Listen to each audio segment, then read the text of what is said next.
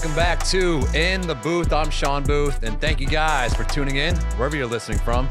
Maybe you're listening from Sacramento, California. Maybe you are up in Agawam, Massachusetts, or maybe you are in Lebanon, Tennessee. Wherever you are, we appreciate your support.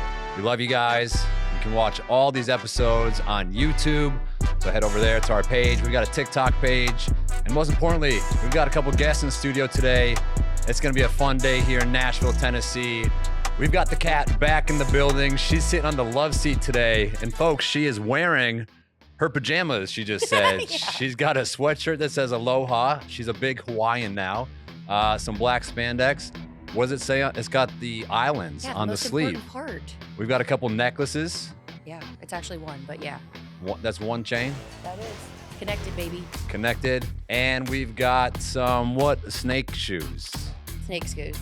Snake shoes. Snake shoes. We got PajamaCat in the building today, everybody. Give it up. And to my left today, very excited for this conversation. She is a dating coach, and she just came out with a book. It's actually coming out this Valentine's Day, all right? She's a matchmaker, a dating coach, and a book for all you ladies out there on how to find true love. She is Thalia Ouimet. Hey. Welcome. Thank you so much for having me. So you help people find love. I do that full time. How'd you get into that? You know, I think it was a natural knack that just kind of happened. I was setting people up for free all the time. And my mentor goes, you know, you could get paid to do this and turn it into a profession. I said, get out of town. She's like, no, seriously. So I worked for the largest agency for a couple years, learned the ropes, and then said, no, I can handle this. So I went to the big leagues, moved to New York, started my own company, and now been in it for had my own company for 4 years. Okay. That's impressive. So then I got to ask, your love life got to be a piece of cake, right? Walk in the park, honey. Yeah. Yes. So fun. Okay. Yeah. All right. Well, your book coming out this Valentine's Day. And like I said, it's for the women. It is. What can they expect? So here's the thing. With matchmaking, I only work with men. So I hear every ick they have. I hear their desires, what they want. What are the things that women do that stand out to them? And I said to myself, oh, hold on. I have all this data and I have 10 years worth of data. I might as well create a book and share it with the world. So ladies, you are in for a real treat because I reveal everything in the book. All right. Is there any way we can get a copy over across the way here to PajamaCat? Yes, I'd love that. Thank you so much for including me in this conversation. I mean, yeah, I'm open-minded. I'm still accepting any and all feedback to an extent. I think that my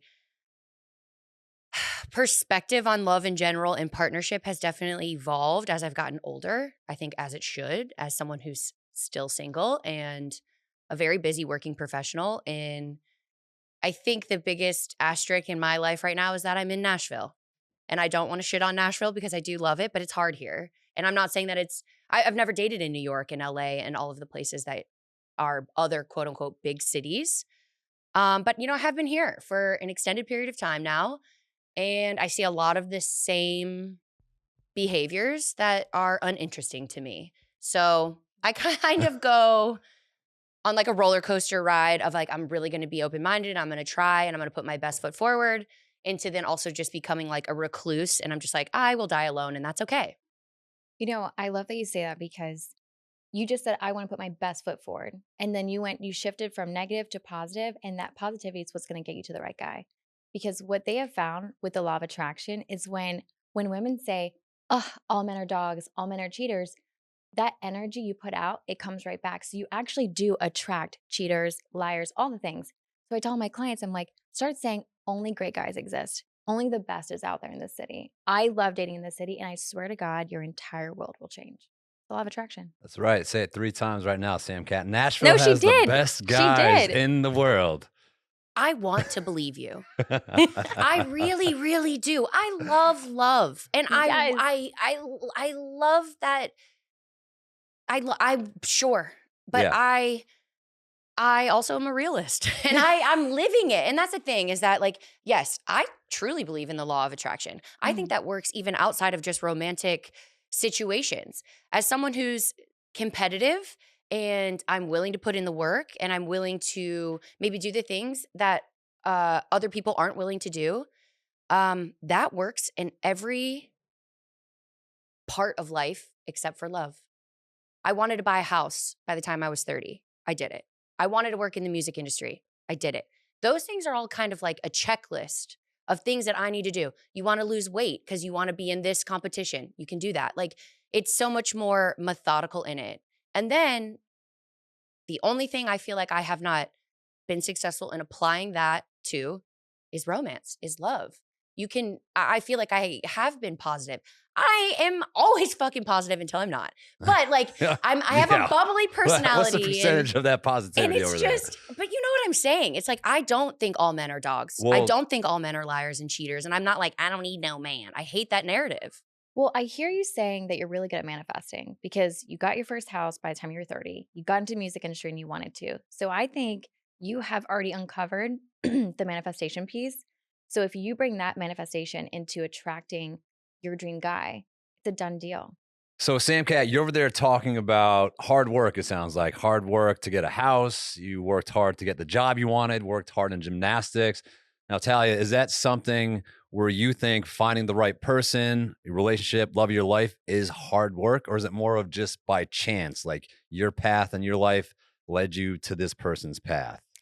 I think it's all a dance. And by the way, great question, because it's a dance between this is the right timing, it's an alignment for you, but it's also putting in the work, right? So the girl that's sitting at home on the couch, never goes out, not even on dating apps, it's not going to happen by chance, right? Mhm. So there's a dance of I'm going to expose myself, put myself out there. I'm also going to have a positive mindset, but I'm also going to let the universe, God, whatever, let it happen on its own.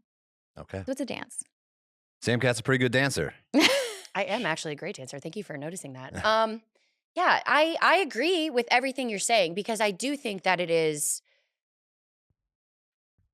I mean, not to steal your word, but it is a dance because I think that, you know, not that I've been married, but a lot of everyone that I know is married and having children and moving along in their own lives. And it was kind of a combination of both of what you're saying. I've had some friends that have every dating app there is and have gone on 100 dates this year. And then I have other friends that just like fell in love with the first guy they met in chemistry class in college. And it's just kind of like, you can't tell me that one is more correct than the other. I think it's like an individual experience, obviously, to everyone. Mhm. But what if you feel like you're doing those things? I mean, listen, I don't mess around with all of the dating apps, but I have been on Hinge. I've gone on a couple successful dates from there. And then a lot of not successful dates from there. But I do put myself out there. I don't sit on my couch every night. I'm actually a busybody. So then what are the things that could be altered if I am already doing those things? So here's the thing. We have to remember manifesting a job is so different than manifesting a partner because there's one more person to this equation. So what if your divine life partner is not ready for you yet? Like, what if he's in a relationship right now and he's figuring out that this girl is not for him? So he has to get out of this situation, heal from it, and then he can come into your life and then you guys can be together. So that's why I say it's such a dance because you're also counting on another person to be at that right place at the right time, in the right headspace, and single. So that's why you just have to be a little patient with it. I am 33 years old. I feel like this is the most patient I've ever been in my life. But I appreciate it. Like I said at the beginning of this, I'm not like closed off to any ideas. And I think that there isn't one right way to do it. And so maybe you do have a perspective that I have not thought about. It feels defeating. I don't know. Like, I don't have any negative, God, I'm eating my hair today. I don't have any negative feelings about love or finding, like you said, the divine partner. I love that word, by the way. I just feel defeated. Like I repeatedly find myself getting let down. So I'm just like, why am I doing this to myself? Almost like that kind of question. It's like, maybe this just isn't for me. But it is. But it is. And the second we go down that road path of maybe this isn't for me and we get that dark, that's when we start pushing it away. And then we create these things called love blocks. And we don't want to do that because when we create these love blocks, he's not coming for you anymore. So we want to, and here's the thing, sometimes we have to take a pause, step away from trying to look for it and just say, I'm ready. I'm letting it come to me. I'm going to ready. I'm letting it come to me. Yes, What that's right. Yeah, what about the old saying, like, you can't be looking for it and then it'll come to you? I think I love it because as long as you're doing your part, right? Right. You're healed from whatever past relationship you had. You're also on one or two dating app. You're also aware of your surroundings when you go to the coffee shop or when you're out with your girl. As long as you're doing that part of it, yes, let it come to you. Right. Especially since you're a woman. I mean, men are the hunters by nature. So let it come to you. Okay, So wait, hold on. We got to go with this men by the hunters thing. Shawn, listen, I you was going already there. have a baby at home waiting for you. I need to have more questions. Okay. I know that you said that you work with like high caliber men, and that is you only work on the men's side. So hold on, But I feel like coach can't women see. too. I'm sorry? So I coach women and men, separate business. And I have a Oh, matchmaking biz. okay. I misunderstood that. I Yes. apologize. No worries. Okay, well, since you said that you're going to spill all the tea in your book, and maybe I do have to wait for this, but I would just like a little snippet here. I have found this has been like a more recently that I've entered my 30s, and there are, half of the population looks at you like you have three heads, like, oh my God, you're 33 and single. What's wrong with you? And then the other half is like, yes, queen, live your life. What I have noticed or heard from maybe family members, or I would use the term friends loosely, but people that I know that know me, obviously I have a bold personality. If you read any comments about this podcast, I am either the greatest thing on earth or the most annoying person they've ever met. And I'm both. And I wear that proudly. There have been repeated situations where people have mentioned to me, they're like, well, you put off this vibe, like you're so independent. That's so intimidating for a man to come into because you've developed this whole life on your own and all this stuff. And I have two parts to this question. Number one, is that actually a thing? And number two is, what the fuck did they expect me to do? Because what else was I supposed to do? Not buy a house, not get the job, not travel the world, not live my life? Like, what was the other option to that would make me, quote unquote, more appealing to someone? You will love this book. I mean, what I tell you, you will love it because it will resonate in so many ways. Because you and I are very similar, by the way. I'm a boss. I've bought everything on my own, built an empire on my own. So I have this, like, I call it the hard girl era and then the soft girl era. And in the book, in chapter 2, I talk about tapping back into your divine feminine energy, your goddess energy. Men love the soft girl. And it's a dance. You have to figure out a way of, okay, I'm in my feminine right now because I'm not at work. And so I'm going to dial that back in. And it will naturally, guys will just come to you because they love the feminine energy. And I understand everything you're saying because I've been there. I really have. So you just have to learn how to dial it back. And in the book, I reveal all my tips on how I crank up the soft girl and then how I go back into boss during the day. That as is. a guy here. Oh, okay. Yeah. Sorry, I forgot you were here. What's up? No, I'd like to say that I find that attractive, a female who has her shit together, who has a house, who is independent. Like, I feel like that's an attractive trait. But I guess there is kind of this dance where you want to see a little bit softer as well. But also, you don't want to be somebody who's a complete pushover and just like, Right. yes, sir, I'll do whatever you want. I you think know? that is Is the that ultimate you goal. think that? No. What she was saying about like the thing I crave more than ever now at this age is a partner that allows me to be the feminine version of myself. My job is, I mean, I don't want to say it's masculine, but it's like I think about everyone else all the time, every day of every minute of every second I'm on the road. And I love that. I love being the provider and like the troubleshooter and all of those things. But I would love nothing more than for me to come home and someone to take care of me. And I feel like that's a very feminine thing to lean into. I just have not found the balance of that because I don't know. I don't know if it's something that I'm putting out there, but the amount of men that I've met that at first seem like what Shawn is saying. I love that you're doing this. I love that you have this together. This is so attractive that you can do that. And then somehow it turns into this like, well, you're always busy and I'm always the last thing. And like, okay, but you said that you liked that I traveled for work and that I had this going for me. And now all of a sudden that's a fault. And then it's all of a sudden like, well, you're not taking care of me. And I was like, well, I'm not your mom. That like mommy issue vibe comes out. Like people are like, what's your type? And I'm like, unfortunately, whatever I just described, I find myself accidentally falling into I wouldn't say a lot, but like more than I would like. And I don't know how to like maybe suss that out earlier where I'm like, oh, this isn't for me. This is a wrong vibe until I'm like, 3 months in. So it's like not new, but it's not old. I'm just like, wait, what am I doing? Mm. Hmm. Mm. Hmm. There's a lot to unpack here. I mean, I was gonna say, I feel like we should have a therapy session right now. Oh, I don't know with if it's you two. therapy, but if she has all the tips and tricks and she's seen the other side, I've seen the other side, and I've also seen your side too. sure. And so, well, here's one thing we both know, right? Mhm. If we keep doing the same thing, we're going to keep getting the same result. Right. So, whatever you're doing, you're attracting the same kind of guy, and it's not working because it's not what you want, right? You're calling in that masculine man, right? Someone who's going Mhm. to take care of you, someone who's going to let you be in your soft girl era. So, I think reading the book, it's a good start. And I think the second thing too is just also recognizing that those weren't your people. Yeah. They weren't. They weren't meant for you. And they came into your life to show you these are my dislikes and these are my preferences. And I don't want this kind of guy. So obviously, there's so many different types of guys, so many different types of ladies, and wants and needs. Could you maybe provide us with, let's say, 3 of the top things that guys look for when they come to you? When they're like, "Hey, Talia, I'm really looking for a woman. I'm so lonely. I want to find love. Here's what I need to have in a partner." What do you hear more than anything else from a guy? The thing that is so consistent is that guys always come to me and they say, she has to have passion and purpose. He goes, I don't care necessarily what she does for work, Right. as long as she has passion and purpose. She needs to wake up every day and have a purpose because I don't want her to live in my shadows. And I'm like, okay, that's cool. I love that. He's like, she can be the yoga instructor or she can be the next CEO of Facebook. I don't care as long as there's passion and purpose. Okay. So that was the biggest thing. Another thing is to be respected.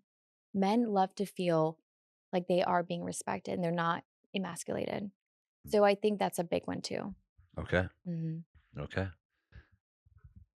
That sounds about right. Yeah, I think that's you want to have Does that somebody. resonate? Yeah, I mean, I think respect is definitely a big thing, and for sure, you want to be with somebody who's passionate about whatever it is when they wake up in the morning and have a purpose. What do you think, Sam Cat? You're nodding your head over there. I think a lot of things. I mean, I agree with both of those things, but from a female perspective as well. For Because sure. I don't care what my partner does for work so long as they are passionate about it or they have a job that pays the bills and they have some sort of passion outside of that. That also works for me. It's just something that it's like drive and commitment to a vision or whatever word you want to use is so attractive because I feel like when you're trying to find a partner, you're trying to almost predict your future in a weird way. And it's like, if you have the tools in order to be able to build together, all I'm really looking for is a teammate. I have no idea what direction we're going to go, but I'd like to know that you are down for the ride. And it's like, again, like the masculine and feminine, that's what I'm attracted to. I am not looking for someone to necessarily I quit my job and I'm your well-kept woman. Some days that sounds nice, I'm not gonna lie. But I do want to have like my parents are still married after 30 plus. How old am I? 30. They're 35 years in now. And it's like I see them work as a team. That's really all I want. It doesn't have to be anything specific where to kind of like I don't want to rip on other people, but I do see a lot of women, especially when I was younger, they're like, he has to be 6 foot and play for the Packers and this and this. And I'm like, all of those things don't matter when it really comes down to like, in 20 years from now, what if I have breast cancer? Does it really matter if he played for the Packers or if he's 6 foot? No. It matters the tools that he had when I was dating him. So it's like a a juggle of finding those things that I don't know. I mean, I'm getting ahead of myself, obviously, but it's just like I think that I am way more mindful now, um, in what is almost like an intangible that someone brings to the table, Right. and I guess it's refreshing to hear that men are saying that on the other side. For sure. But where are they? Do you find cities being different as far as the dating pool? Because she and a lot of females in Nashville say dating here is impossible because there's a lot of attractive young females, and Like you were saying on a podcast, it's always like the next batch comes in of the young 20-something-year-olds, and it's a party city, and guys are always out, and a lot of guys don't want to settle down here, and she calls it Never Never Lands. Yes. How do you feel about that in Miami and New York City and all those bigger cities?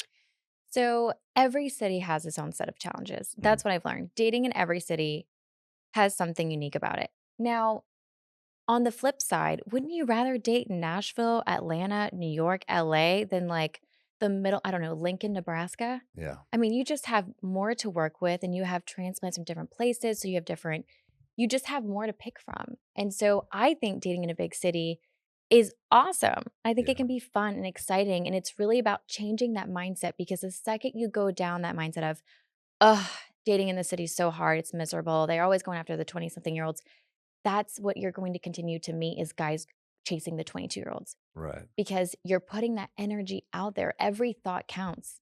Law of Yeah. You're a attraction. big energy girl. I am. I am so Yeah. big on energy and it works. Yeah. I mean, I've manifested everything I've ever gotten.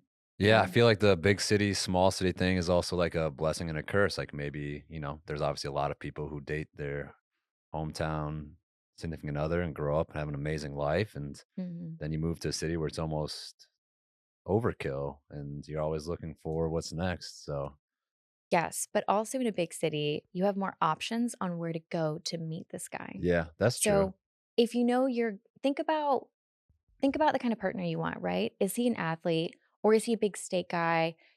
Go to a steakhouse and sit at the bar. I tried this by the way in London, and this is in the book. The story's in the book. It's called The Notting Hill Story. And we went to this place. It was like a speakeasy. I don't want to give it all away, but Okay. I showed all my girlfriends exactly how to pick up guys. And if you just insert yourself in a situation where you're not making the first move, but you just opened the door and they were able to walk through it. Let's do a little scenario right now. Okay. All right. How to pick up guys. How to pick up guys. Okay. All right. You walk into a bar, you're here in Nashville, Tennessee, you walk into Honky Tonk Central, you're like, ooh, I like that guy over there. How do you play it out from there? So let's just say he's sitting at the bar. Yeah. I am going to go to the bar. I'm going to become best friends with the bartender. And I'm going to tell the bartender, this is what I'm doing. I'm trying to get that guy's attention. Can you just play? Can we have this dance where if I need your help, you can escape me from the conversation? He's like, I got you. And by the way, bartenders love to help. This is making their night alive. Yeah. Okay. They're bored. So you want to just give him the eye contact, look at him, make sure that you're not moving your entire body language facing him because then that's giving, I'm fully into you and you don't want to do that either. So just ask him like, "Oh, what'd you get for a drink? I'm still thinking about what I want to get." And he's like, "Oh, I got this whiskey, blah blah blah." And then he's like, "You know what? Here, this one's on me." And then you have a conversation going because you opened the door. That's all men need because they're so scared to come up to us and say something first Yeah. because they're afraid of rejection. So it really comes down to you just open the door, make that first move, and then let them walk through it. Yeah. I feel like men are pretty simple. Pretty simple. Like pretty easy. I agree. Yeah. 100% I agree with that. So now in that situation though, wouldn't you want that guy to come up to you and say something? Would you be more attracted to him if he made No, the first move? Doesn't matter for you? Because I know a lot of no. females too are just like, I want the guy to make the first move. Oh my goodness. No. If you're really old fashioned, then you would Yeah. look back in the Victorian era when women would drop the handkerchief. And when they would like a guy and they saw something they liked, they would drop their handkerchief and he would pick it up and go, "Honey, you dropped something." She's like, "Oh, but did I?" And Yeah. it's like, it's actually never changed. Women always made the first move. We just had to open the door and let the guy walk through it. Yeah. There we go. There we go. Piece of cake. I feel like guys are We just have to drop the handkerchief in modern time dating. I feel like dropping the handkerchief in modern time dating is eye contact. yeah. For I mean, sure. if Eye you make eye contact, contact, go everybody of knows if you're at a bar, you're at a restaurant, you make Mm, contact with somebody, you're like, oh, okay. Yeah. for This is sure. happening. Wait, so according to statistics, it takes up to 5 times for a guy to realize that the eye look is for him. Really? So ladies, if you're listening to this, just remember that the first 2 glances, he might think you're looking at the guy behind him. He might think that you're looking at someone else, but up to 5 times, he knows it's you. That's funny. Mhm. I have to look at you 5 times for you to notice? Yes. Give him the little look. Is that I similar? don't know. If it takes a guy 5 times, you might not want to be with that guy. It might be a little slow. Well, I'm just already preemptively thinking, so I'm going to have to ask you 5 times to put your clothes in the laundry bin instead of in front of them as well. Like, how long does Yeah. this go on into the relationship? But you would be surprised. Oh my gosh. I mean, I don't want to overshare this. I mean, whatever. This was like 8 years ago. Overshare everything. Overshare everything. Yeah. So 8 years ago, I was at the Henley Regatta in England and I saw this guy and he was like my dream guy. Okay. And I gave him the look and he goes, "Me?" And I go, "Yeah, you." And he goes, "Or him." And he pointed at his best friend and I go, "No, you." And he goes, "Okay." So he came down and because we were watching the rowing race and we ended up dating. We ended up having the best relationship. It was so harmonious. And it's just so funny how he's like, had you not opened that door and just look at me, I would have never. He was like, you were so intimidating. I would have never. And I said, see, you just have to drop the handkerchief. Yeah. Yeah, I feel like a lot of guys are intimidated by girls and afraid of getting rejected. for sure. But I also, on that note, I have a theory. I think that females do not handle rejection as well as guys do. What makes you say that? I think that guys are probably used to it. I think guys grow up like putting women on pedestals. They know, like, all right, I'm going to shoot my shot with her, shoot my shot with her. And I feel like a girl can usually get any guy she really wants if she knows what she's doing. I But think once that- she can't, I feel like they take that rejection a little bit harder. I think it depends on how much work she's done on herself. Yeah. I think if she's done therapy, she's had a life coach, then she can take that rejection and turn it into a positive way. Like rejection is God's protection. Yeah. Easy. But someone who's done zero work on herself, I could see that. But I feel like guys are like, all right, on to the next one. And girls are like, Not wait a all minute. guys, though. I mean, I think about who I've worked with, and some of them, it takes a beating on them for a second. Yeah. What do you think Yeah. about that theory, Sam Cat? I don't think you're wrong, Booth. I really do. I am just like racking my brain of my own personal memories and those girls that also maybe don't take rejection well themselves. I have seen a pattern of behavior where they are also horrendous to boys Yeah. who Mm. men, excuse me, that come up to them and they're like, You- no, Right. I will never be that woman. You Right. could look like an ingrown toenail and have Yeah. absolutely nothing going for you, and I will still be nice to you. Yeah. Because I know it takes balls for you to come up and talk to me. And it's just like a level of human decency Exactly. Mm. or my interpretation of that. But I've seen the girls that you're talking about. It's ironic that I think it's not a Venn diagram. It's just a complete circle of the girls who are bad at getting rejected and are also heinous when they are rejecting someone. Right. And It's the same girl. it's so icky. But that girl's like married with 3 kids right now and selling me Monet online. Yeah, but probably still mad about the guy that Maybe. that rejected her. I mean, maybe, but it's just, it worked somewhere along the line, right? Or did it? Because Or when she did lays it? her head down at night, she's Yeah. thinking about Shawn Booth turned her down at Honky Tonk Central in 2012. What up? Yeah. What about Yeah. you, Shawn? Are you good with rejection? What's going on? I mean, I feel like you're notorious for dating. That's how we met you. Yeah, for sure. But no, I think that what do you mean? Am I good with rejection? Are you good? Like, okay, when you were out on the prowl Yeah. and you are at, your Well, I say that motherland. because when I've dated females who, I've been very open and honest with them about what kind of to expect in a relationship or what the relationship was. And anytime it ended or any type of me pulling back, or it's like they wanted to take my entire life away and burn me at the stake for rejection. Oh. That's how I felt. They have not worked on themselves. Yeah, because I feel like, and back to my point, I think a lot of, attractive females, whatever it is, they think that they can get any guy they want, but when they can't. Oh, I think you're talking about hot girl syndrome. Yeah, I think Mhm. yes, hot girl That's syndrome. what that is. Yeah. Yeah. Care That's to tough. elaborate? Hot girl syndrome. I mean, it's kind of so it's just when someone is so physically attractive and that's all they have going for them. And so if that's what, if how people pour into their value system is according to their looks, how hot they are, then the second that it's not being validated, Mhm. there's a reaction piece, right? So that's why I call it the hot girl syndrome. Yeah. The rejection's definitely going to hit that if that's their full identity.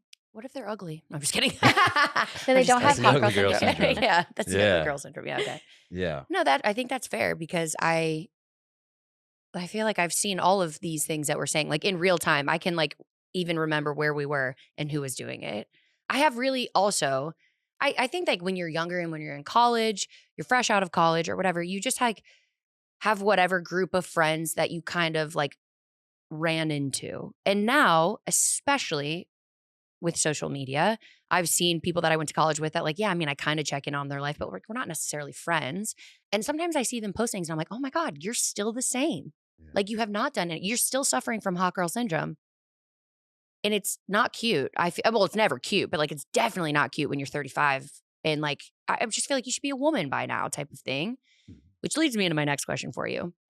What are your opinions of how social media has changed the dating game in general? You said that obviously you have extensive experience. And when you started in this industry, social media was not what it is today.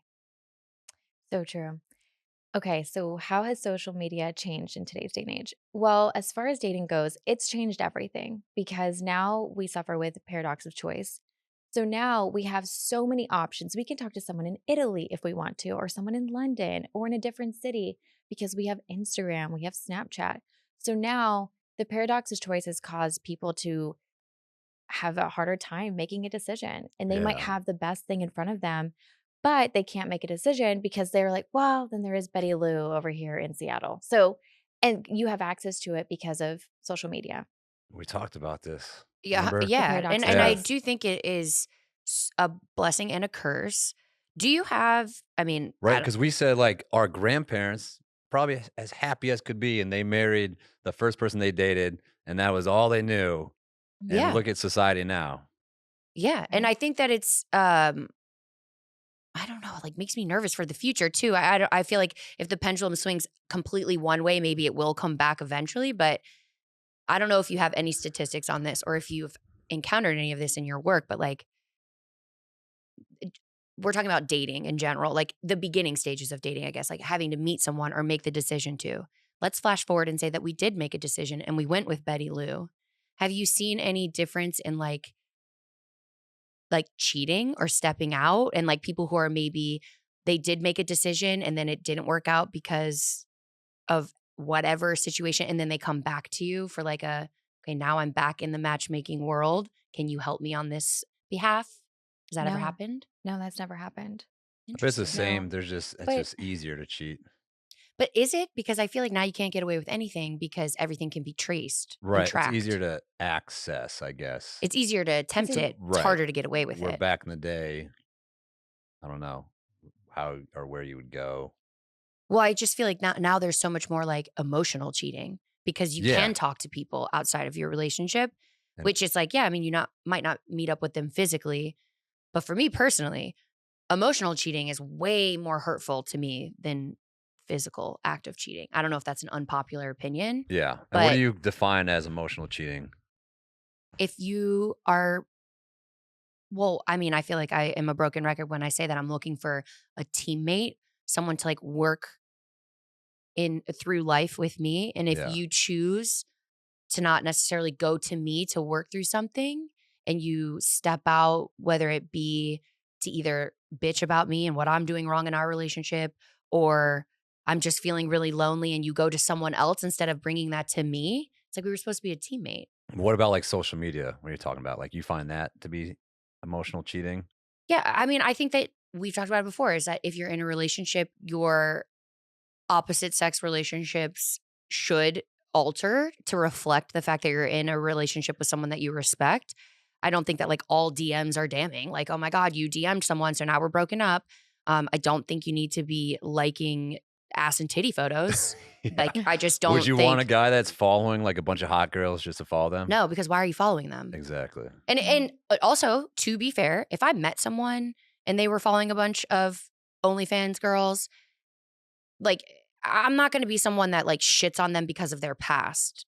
Like, if that was what you were doing before you met me, that's none of my business, honestly. Like, that has shaped you to be the person that you are today. It's like from the day that we decide that we're going to try and do this together, Right. that's more of what I'm going to be a little more critical about Yeah. your actions, your behavior, your DMs, your ass photos, like those kind of things. Like, I'm not going to go back and like in 2014, you were liking all of these pictures. Like, that's irrelevant to me because what the hell was I doing in 2014? I don't know. Mhm. I was just a little more secretive about it. No, I'm just kidding. I'm just kidding. But Well, I mean, I think I don't know. There's a blessing and a curse. I feel like we were saying the same thing over and over again. Yeah. right. Well, I do want to say this though. Even though social media has caused a paradox of choice, there is one good thing that has happened from it. So now, for the first time, we have TikTok and Instagram and YouTube where we have experts revealing dating tips. And people for the first time are saying, oh my gosh, I didn't even think about that. Like, I should, when I think about my person, I shouldn't think about how I want 6 feet and above for height, preferences. I should think about what's his character like? Do we have anything in common beyond just like I'm attracted to you? And I think for the first time, now we have free tools that people can go on there and look and see, okay, this is a better way of vetting versus I didn't really know how to vet because our parents didn't teach us those things. Mhm. So on the upside, of course, social media has done a lot of damaging things for relationships, but it did also provide us with some tools and references. Yeah, absolutely. Can you go into the process of your matchmaking business? So you have obviously somebody comes to you and it's a male, you said, right? Mhm. So you work with a lot of guys. They're telling you what they're looking for. Now, do you just already have a pool of women that you know that you can pull from, or do I you do. start searching to get these women? How does that work? So the company definitely has a database of Yeah. single, awesome, qualified women. Mm. My clients typically come to me and they say, okay, I'm in a phase of life where I've built my career. Everything's going great, but I'm not able to share my life with someone. Mm. And that's the piece that's missing. And I'm ready to start a family. And I say, okay, cool. So what are you looking for? What's your religious background? What are your political views? Because Lord knows we're not going to put a Trumpster and a Biden together. That's not going to work Mm. because the value system is the foundation. So I always make sure that I understand their political views, their religious views, how they were raised, and also what are their favorite things to do on their downtime. Because if I have a guy client that's an avid skier and he's also a conservative and he comes from, a sweet, loving family and he's looking for someone who also has those things in common, Mhm. then I'm going to search for exactly that in the database. Okay. Mm. How do you feel about the dating shows now where you can't even see the person and Oh, they're Love just is getting, Blind. yeah, Love is Blind. What do you think of that? Oh my gosh. You know, two of my friends went on there for the Atlanta one for the first show. I think Love is Blind is interesting Mhm. because it tested something that none of us really knew, right? We were like, is attraction really that powerful? Yeah. And what I think they realize is that that is the biggest piece because Yeah. that's what makes a best guy friend, right? Just a friend versus someone you want to be with is their sexual attraction. Mhm. And so Love is Blind kind of showed us that even if there's a crazy great chemistry through a wall and we have all these things in common, we have great harmony, right? Yeah. There might not be sexual Right. attraction. Yeah. So I think it is important. We can't ignore attraction. Yeah. And Do that's a, you think that I was gonna like ask this, and I'm glad that this just naturally segued into that. But do you think that you can grow to be attracted to a man or a woman or whoever you're into, or do you think it's like no. when you first see them? So men and women are different about this. I call it men are like light switches. It's either on or off. Either I'm attracted or I'm not. Women are like dimmers. Like, oh, he's a family guy. That's attractive. Okay, he's a little bit more attractive. Oh, he's funny. He's hilarious. More attractive. Oh, and he's successful. He's ambitious. More attractive. So women are more like dimmers. Men are on and off switches. Either I'm attracted to you and I could have sex with you or I'm out. Like, Do men have icks? absolutely. Yeah, They of have course. icks. Okay, but first of all, Booth, you didn't even know what an ick was until like 6 months ago. So don't even give me that attitude right now. I hate the word ick. I know, That's but my biggest ick is the that's word what ick. it is though, because it's not a turnoff, it's an ick. A turnoff has some sort of substantial reason as to why you're not attracted to them. An ick is because like I have an ick right now because Andrew is chomping at the computer and I can hear him He while I'm can't hear trying to you. talk to you. And he's wearing soundproof headphones right now, and I hope he sees this in editing. Anyways, I digress. I'm just really distracted by that.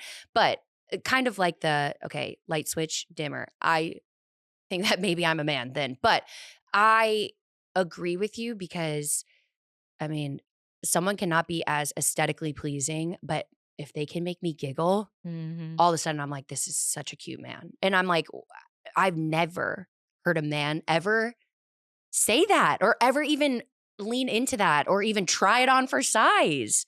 And it's like, so then it leads me to believe like men don't have icks because they will sleep with anything. No, Is they that have true or icks. false? Like, No, what? it's false. Men absolutely have icks. I mean, one of my guy friends was just talking about, he goes, Thalia, I don't know where she went before our date, but her hair, when I gave her a hug, smelled like cigarette smoke. And I immediately got the ick. Yeah. And I was like, oh, so guys have icks. Okay. Absolutely. Yeah. There are things that are big turnoffs for them. What Me are and my friends have talked about this a lot Oh, wait, the too. nails thing. Wait, Shawn, can you justify, is this true? Because a lot of my clients have said this is like a big ick for them. Girls who aren't well kept, like nails that are halfway done or like just aren't well kept. Yeah. You want somebody that's kept up. Okay. So it's an ick. If she Yeah, has her, it'd be an ick. Yeah. okay. So, yeah. I mean, I'm trying to think of how somebody's put together for sure. Okay. But I am also one who doesn't like too much put togetherness. Like Okay. I think, and I always tell us to Dre, I'm like, I think you're so much more attractive without makeup.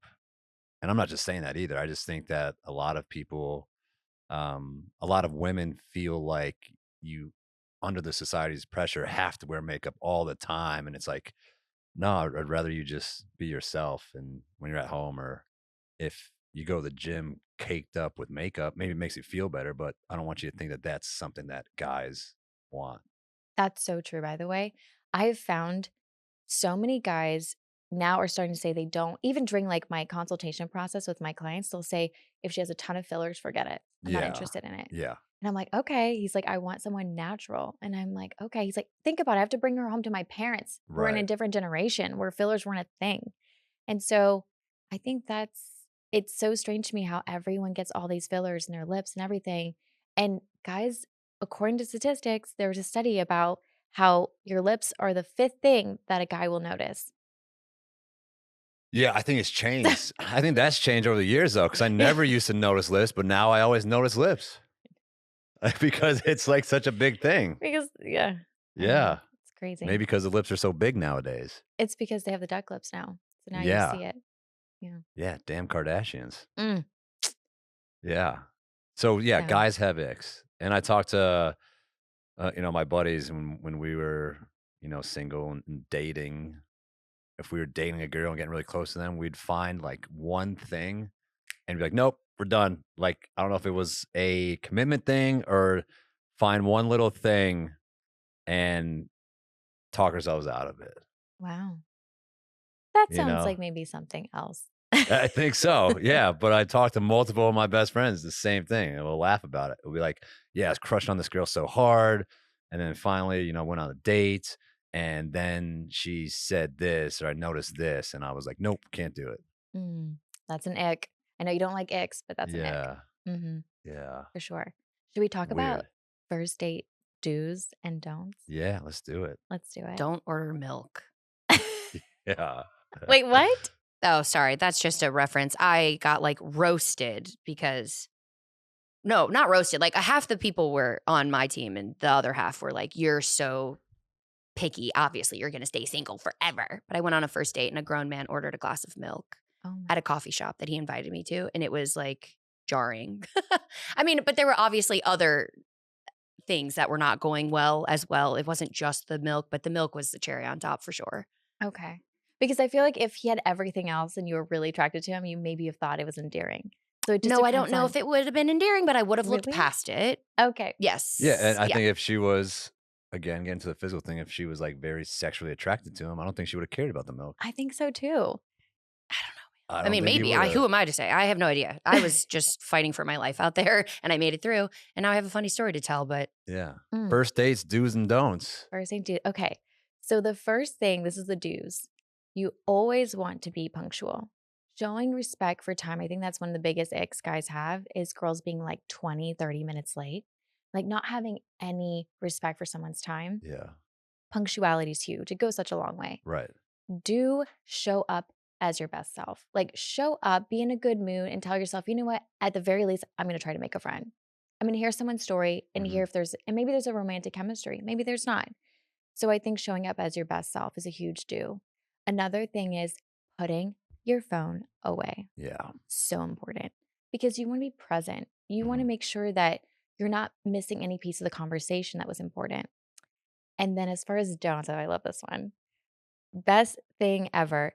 Only have 1 to 2 drinks max on a first date. Yeah, for sure. You would be surprised how many people overconsume alcohol on a first date and then overshare Because they're so nervous. because they're so nervous and they're drinking too much and then they're drunk and they're oversharing really sensitive information that with no context, just remember you're a stranger, like it's a first date, you might think this person's a crazy person.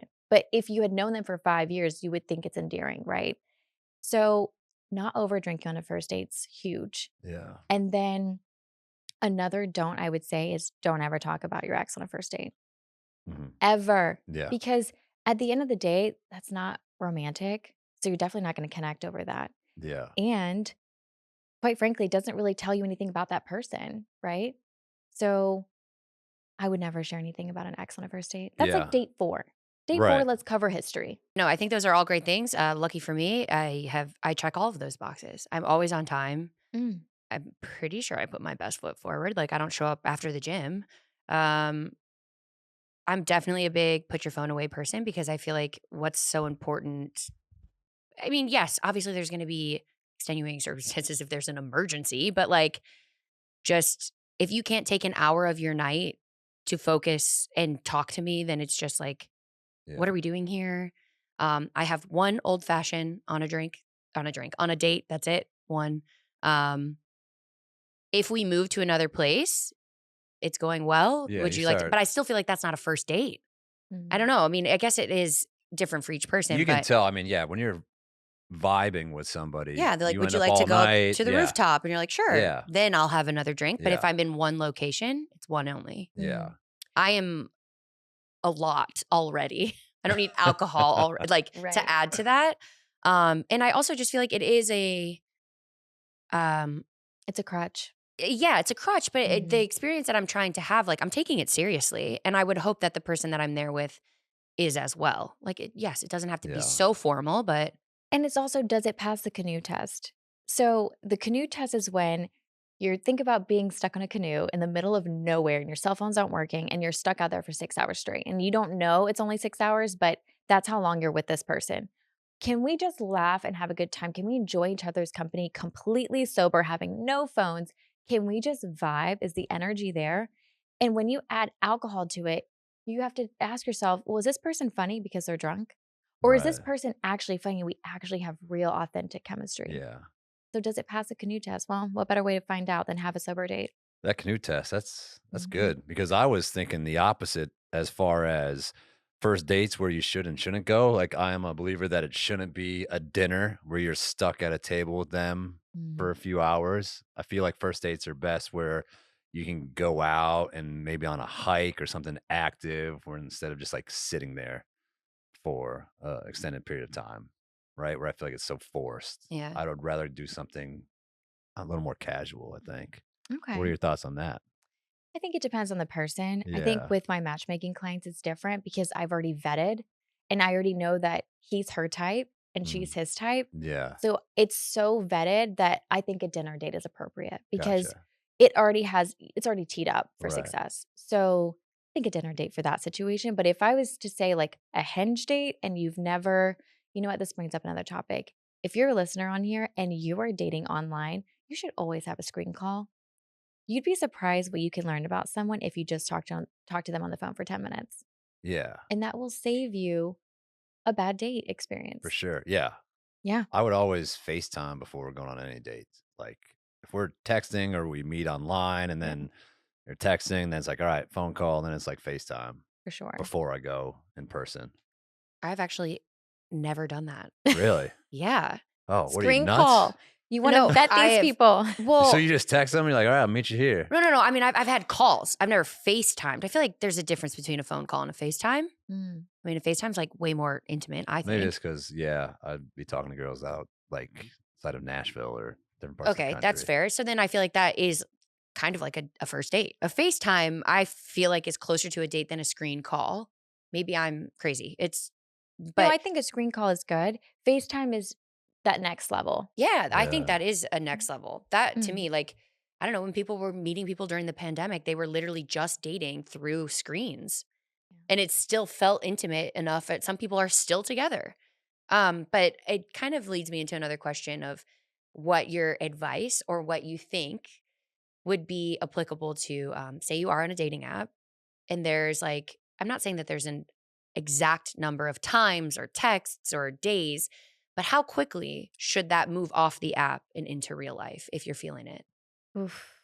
Okay, so how quickly does it move off and how quickly it moves off are two different things. Okay. So ideally, you match, you have a conversation for, I don't know, 2 days, a day. It should move off. If it's going well, it should move off within those 2 days.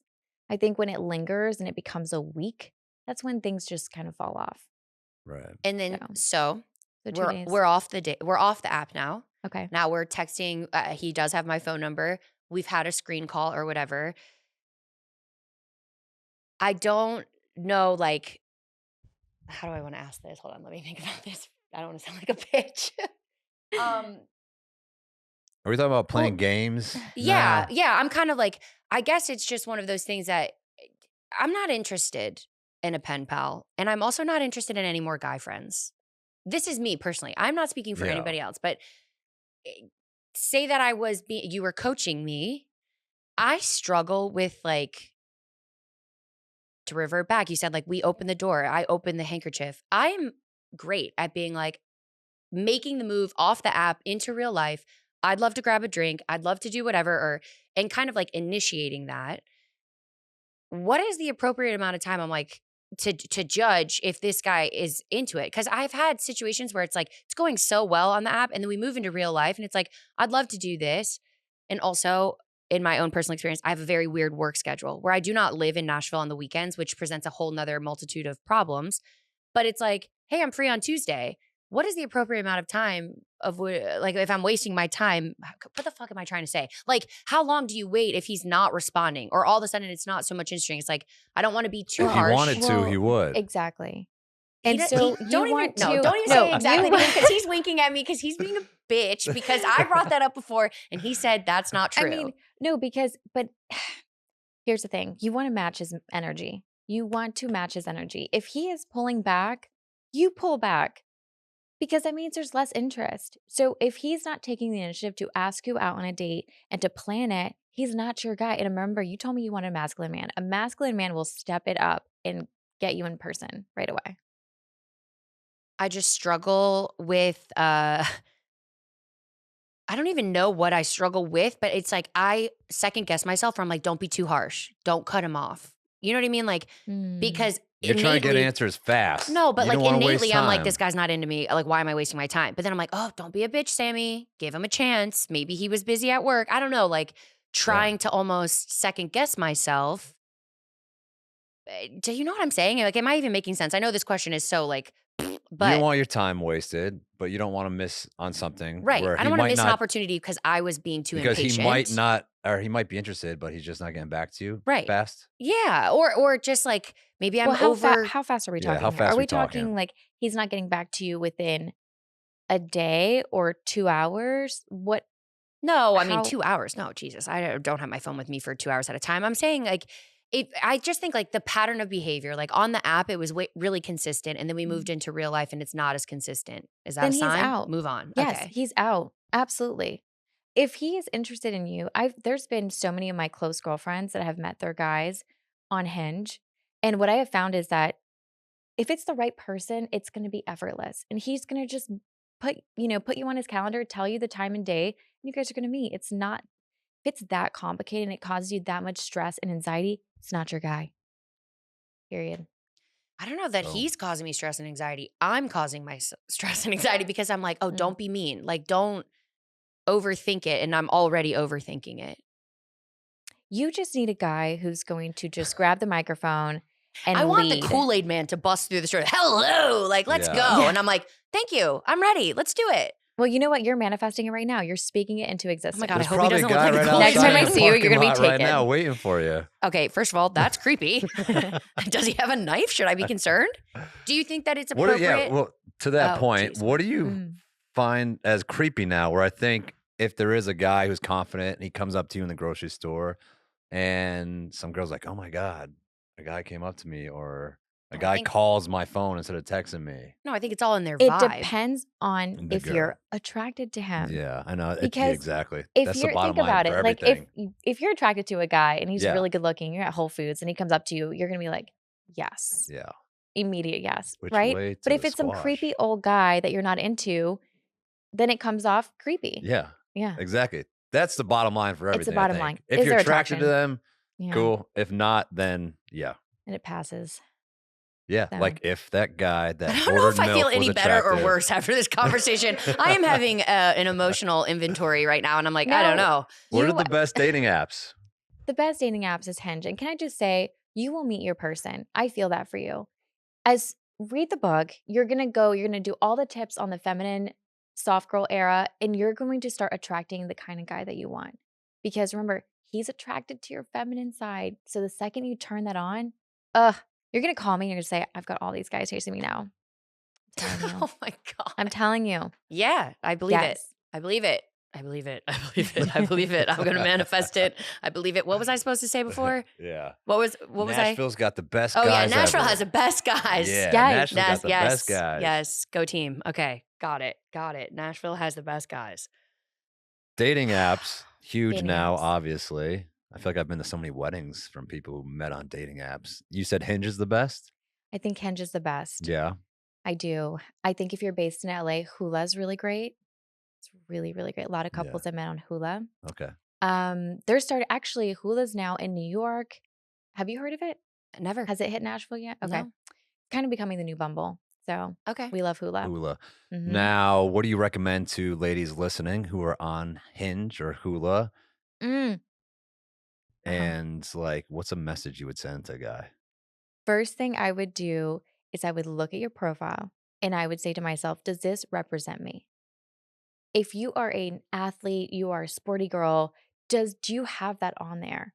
You don't want to have these like hoey pics to just attract guys. You want it to really be your billboard. You know, if you're a family guy, if you like family and you like your sister's kid, you want to have those pictures on there so that this billboard represents you and that way it attracts your ideal guy. Like you're really into fitness, right? Yeah. So ideally, if you were on there and you were single and you saw someone else who's doing CrossFit or is doing tennis or something, that you'd be like, oh, wait, she's also into fitness. That's something that we both have in common. Mhm. So if you're trying to attract a guy that has similar values, make sure that you put that out there on your dating app. Yeah. So when you say like, don't just put a bunch of hoey pics on there, then That's you're just going to right. attract the guys that just want to see that. Yeah. Yeah. Just going to hook up. That's right. Yeah. No hoey pics. No Sam hoey Cat. pics. I was just actually thinking, like, I don't even know that I have hoey pics. Like, my camera roll is very unhoey. Or like if you have a dog, and because I have clients that either have a dog or do not have pets because of their travel schedule and they can't allow that. So if you have a dog and you're a big dog lover and that's so important to you, have your golden retriever as one of your 5 picks, because then that also vets out the people that are either allergic to dogs or that hate dogs. Mhm. You want that. Good Mhm. point. So then Yes. what would you say? So you match? I don't even know how it works. I've never been on Bumble or Hinge. You swipe? Is it just like Tinder? Mhm. Right? And then somebody has to initiate the conversation. Bumble is women has to initiate. Hinge, I think it's whoever. What? Why are you Yeah. laughing? Because you just called yourself out without even knowing it. You're like, well, I've never been on Bumble or Hinge, but is it like Tinder? I mean, that was the last dating app I've been on 10 years ago. That was the Mhm, first sure. That was the one. first one. That's the first one. And the last time I went on a Tinder date, we went out to get drinks at Bar Louie, and she overdrank and started freaking out about Jesus and ran out of the bar. So it was wild. That is wild. Yeah, but so I'm assuming it's the same thing though. You match, and then Mhm. somebody's got to send the message. Do you wait, or you're just like, nope, I'm gonna send a message? No, I think it's nice when guys make the first move. Unless you're on Bumble, then girls have to say But something. is that old fashioned? Like you're saying, you're waiting for the guy. I think that on Hinge, it's really nice when a guy makes the first move and he picks something on the profile. So if I have a Yeah. golden retriever and he sees Yeah. that, Yeah. and then he says, "What's your golden retriever's name? How old is he?" Or something Yeah. like that. Something normal. It's something normal. And it also Yeah. says you actually looked at the profile. You went all the way down to the 6th picture. And so, but also on the other side, you know what? Bumble was created so that girls can make the first move. And for all the single ladies, if you do use Bumble, say something more than hi. Yeah. Because you want to stand out. There's 100 other girls sending the same message. So if you see that he loves tacos because he has a picture with him eating tacos, be like, "Do you like guacamole?" Say something different. Yeah. Be I thought you were make going a yourself different stand out. direction with that Oh, one. Yeah. So did I. Yeah. So you can grab his attention there. Yeah. She's all buttoned up and prim and proper, and we are not, Booth. Yeah. We're No. we're not. I agree with that. But also, yeah, I think pickup lines are so cheesy. I Right. think it depends. But like she's saying though, if you can like find something that relates to them, showing that you looked at their page, showing interest. But I'm not going to be like, are you a pickup line girl, Sam Cat? I couldn't answer that question clearly because it really depends on the person. It depends on the vibe. It depends on the environment. Because I do think that there are pickup lines that are like just cheesy enough that they're funny with the correct delivery and comedic timing and situation. And then there's ones that are like, oh God, does that work? So it depends. And you know what? It works if you're attracted to them. there you go. Because if you're that attracted to them, it works. You're they like, can all right, say, I'm gonna, yeah. What about Yeah. people who don't look like their photos? That's like the other thing that I don't understand about That's why online you dating. FaceTime them. that's I know, right. but I'm just talking about like on an app. I struggle with the app because I'm a big I know he was saying you're an energy girl. Like I'm an energy girl. The way someone carries themselves when they like walk into the bar is going to tell me much more about them than like, does pineapple belong on pizza? Yes or no? It's like, Jesus, someone tranquilize me. Like that could be a funny topic of conversation if they had the right energy. And I just don't know that that is conveyed for me online. I really struggle with that. I'm more of like I'd like to just meet you in person, gal. We need to get you out there.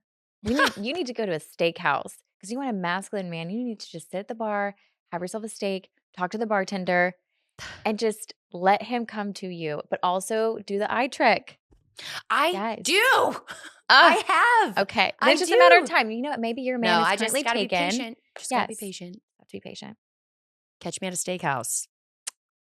Do One you wings. give your matchmaking clients like 5 people to choose from? Are you like, hey, here's this person, and this person? Who I do you do want to? not. No, you're just No. like, boom, you guys are. Yes. Yeah. And it's one at a time. Yeah. Because I think if you have too many cooks in the kitchen, things get a little bit complicated. The Right. ingredients go in the wrong way. Not good. Okay. Mm-hmm. So how does that work then? If you give them one and then say they chat, they go on a date and they come Mhm. back and they're like, that was not it. Are you like, oh, okay. Is that then when your service ends? Or is it like, all right, let's try You another make one? more No, adjustments. no. We make adjustments. So Yeah. I listen to the feedback and I'm like, okay, so you like this about her, not so much this about her. Okay, great. Let me get back to you in a week and then we'll have someone else that's better criteria. So is it up to the gentleman then to tell the girl that I'm not really feeling it? Or do you do that? Oof, depends. Sometimes I have to be the bad news bearer. What? But They can't even tell them themselves? most of them do, but I always give them the option. I'm like, look, you have a broker. It's like a real estate agent. You know, if the buyer's not interested, then your real estate agent goes to the other one, the seller's agent, and says, well, she's just not quite interested. She wanted the marble top. So it just depends. You know, it's kind of nice to have a broker. Wow. Mhm. No. Wow. Okay. I give you so much props. No, that's incredible that you do that, but Yeah. fuck those guys respectfully. You can't even tell me that you're not into me? Come on. Listen, most of them, I would say 90% of my clients absolutely will take the initiative and just say, hey, I see this moving more in a friend direction. Okay, perfect. Okay, great. There is a one-off that I have to do it, Sure. and it is what it is. It's business, no, I mean, baby. good for It's you, business. honey. It's That is business. great. You are a woman. I love that. Yeah. But those guys are. What are you doing in Nashville? Are you matchmaking right now? I am not matchmaking right now. Okay. I am on a book press That's right. trying to get this book to get in the right hands so that we can help as many single females in Nashville as possible. How long did it take you to write this book? Ooh, So initially, I wrote the whole thing in 10 days. And then I went back and said, no, this isn't good enough for my single girls. So I went back and I added a ton to it. And now I'm finally super happy with it. Okay. So maybe a total of 3 months.